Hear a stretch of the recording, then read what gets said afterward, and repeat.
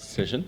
It's my pleasure to introduce Ahmed Ddungu from Makerere University here in Uganda, who's a clinic physician at the Infectious Disease Institute here at the university, at the Center of Excellence. He holds a Bachelor of Medicine and Bachelor of Surgery degree and a Master of Medicine in Internal Medicine here. Together with colleagues at the IDI, they run ambulatory comprehensive HIV care to over 8,500 people living with HIV, and I encourage you to visit the clinic because it really is very, very impressive. Also routinely oversees an urgent HIV care unit, a specialized care unit in the department that caters for patients with advanced HIV and related complications. He's an associate research fellow at the University Lung Institute, and his area of research focus includes HIV, TB, and chronic lung disease, where he has a keen interest in chronic lung disease attributable to TB, and has undertaken research projects on the same, including an NIH-funded Fogarty Fellowship and a TB Reach-funded project from the STOP TB Partnership.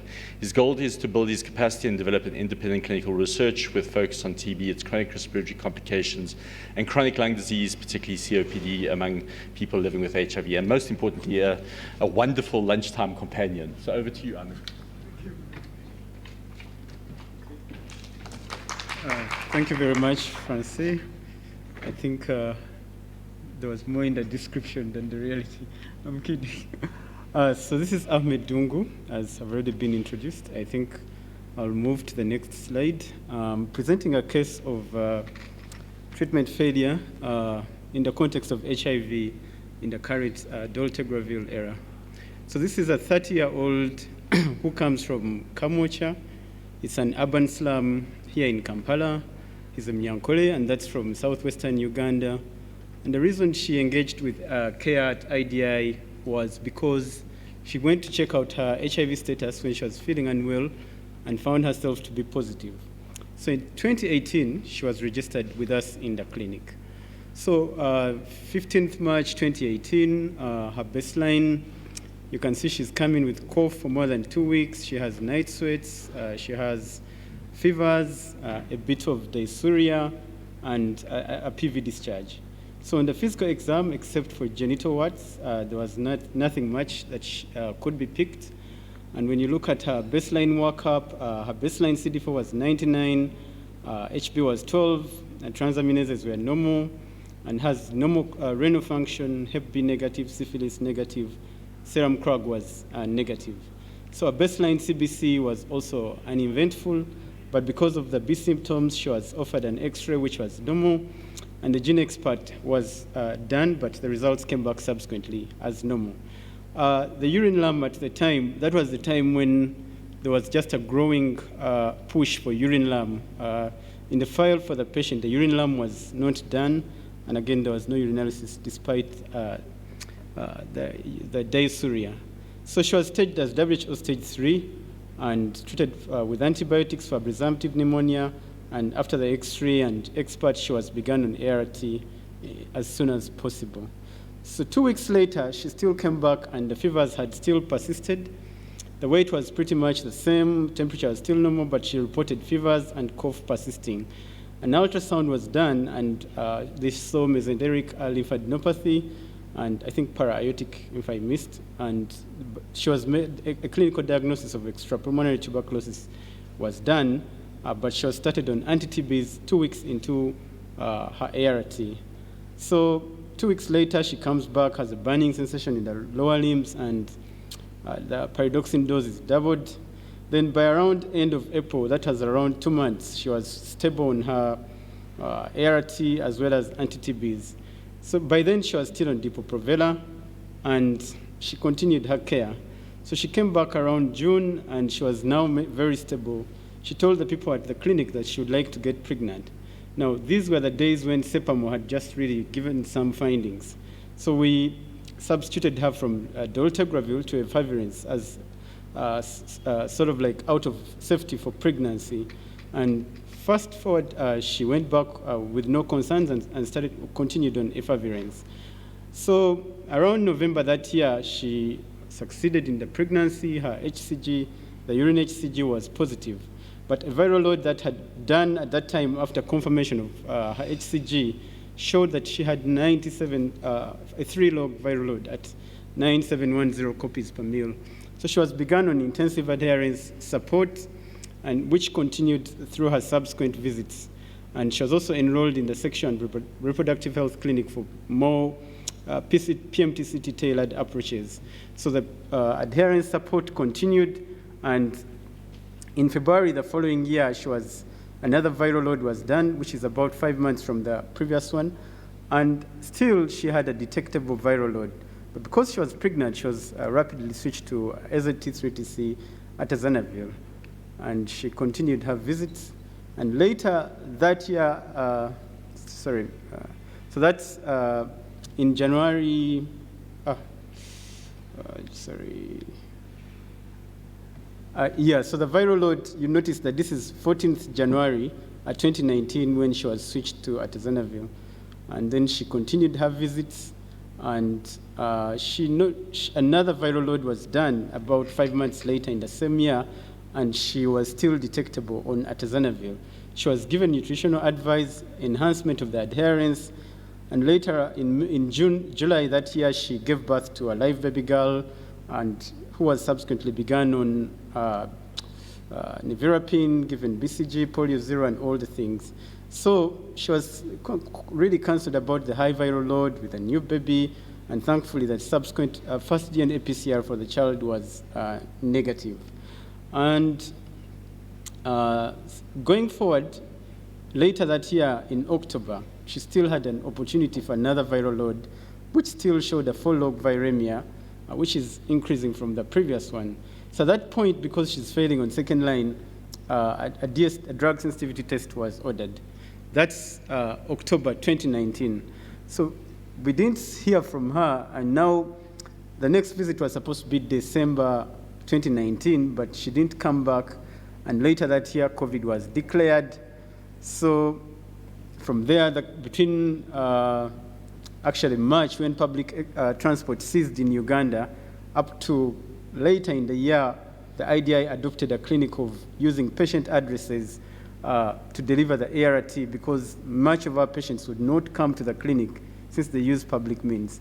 So we did not hear from her, and neither did we probably succeed in locating her with the community refills, because they depended on active phone numbers. Now, later in the following year, in October 2020, that's 1 year almost from the time we had seen her, she sent her mother to come and pick the drugs for her, but we gave her drugs and told the mother, bring our patient back. So she came back, still didn't come back that year, and came back the following year in 2021, in April.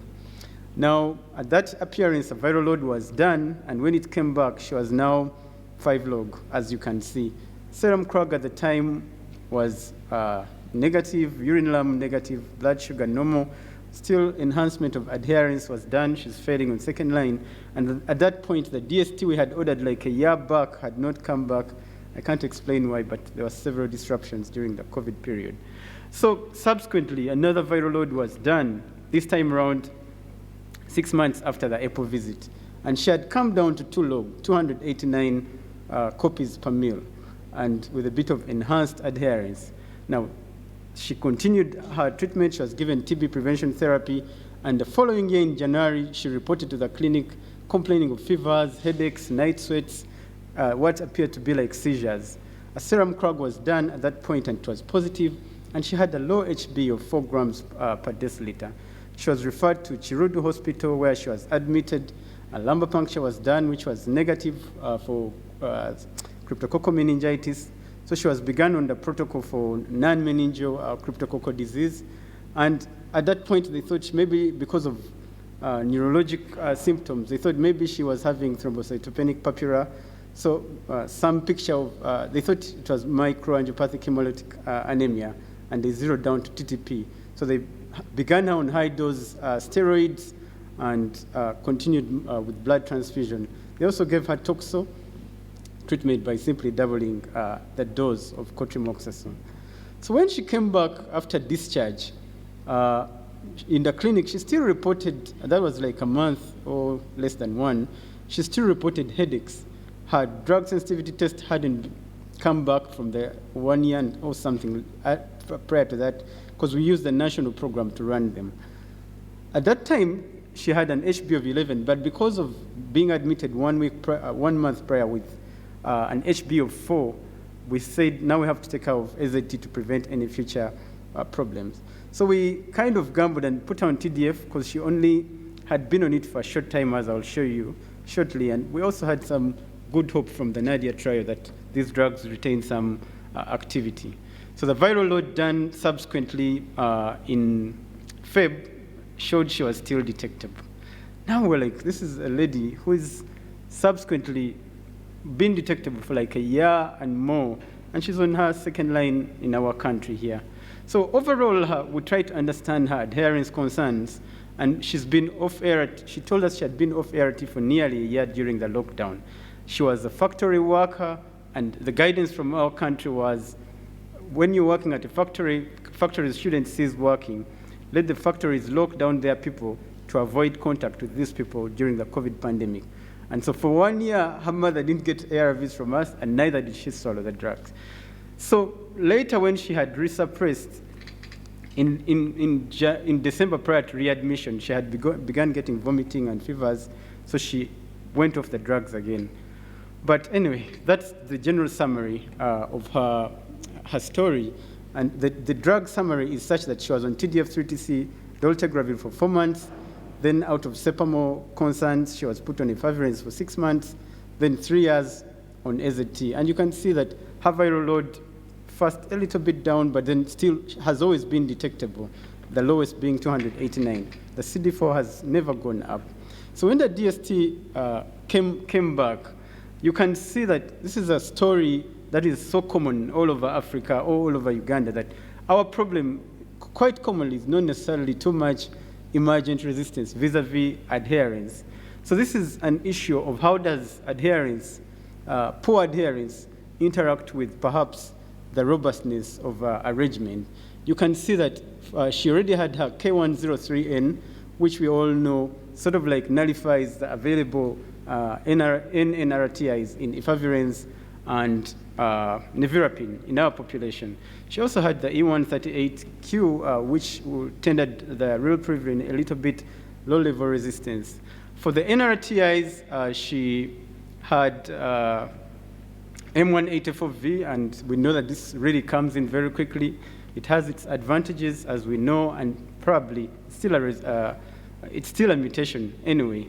Then she had what should be like one term, the thymidine analog mutation, L210W or LW, and this selects for drugs like abacavir, TDF, or AZT, but much more strongly, it is one term that was trying to raise.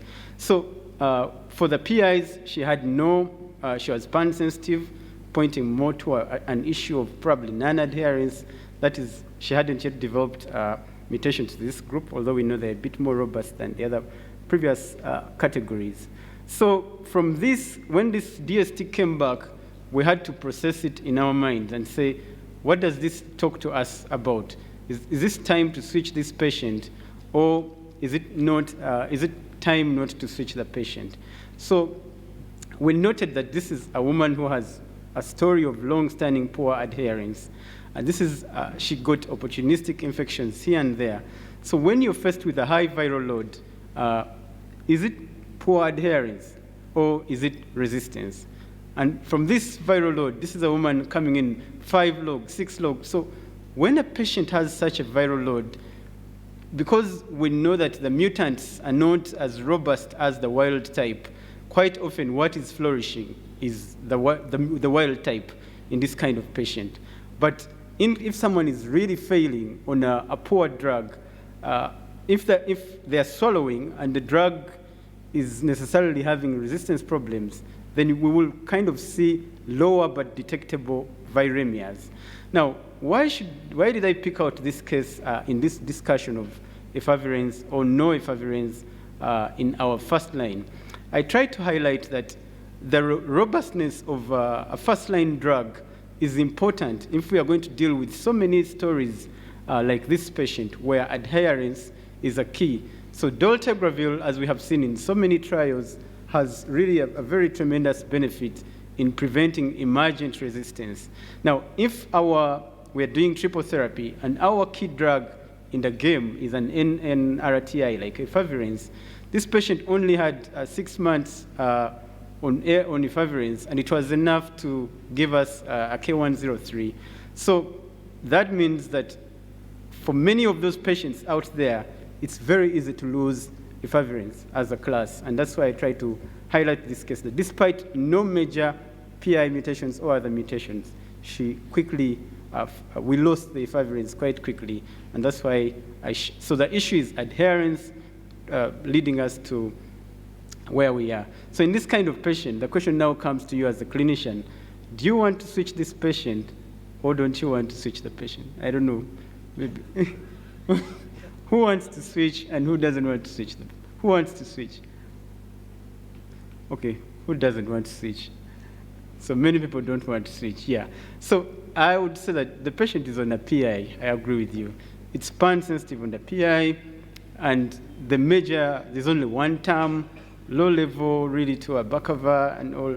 I would keep this patient on drugs and maintain the adherence program and see what happens. But I take note of how quickly we lose the NNRTIs.